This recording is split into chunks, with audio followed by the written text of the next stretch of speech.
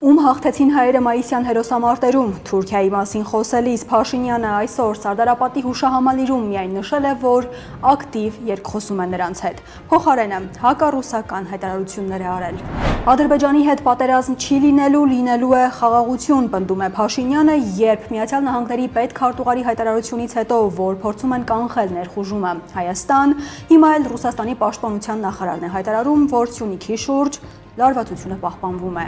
Սյունիքին շատ մոտ Արցախի օկուպացված տարածքում է այսօր Թուրքիայի նախագահը օկուպացված Բերձոր Լաչինում օդակայան են բացել եւ Էրդողանը ակնարկել է, որ Ադրբեջանը կարող է վերցնել անգամ ավելին, եթե Ալլահը կամենա, Ադրբեջանը գնայի ավելի հեռու հորիզոնների։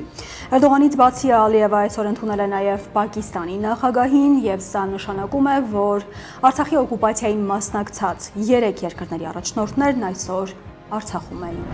Անվտանգային երկու միջոցառում Մոսկվայում, որոնցից ոչ մեկին Հայաստանը չի մասնակցում եւ մեկնաբանություն։ Հնարավոր է Հայաստանը հորինել է անվտանգության իր սեփական բաղադրատոմսերը եւ փորձն ուսումնասիրելու կարիք չունի։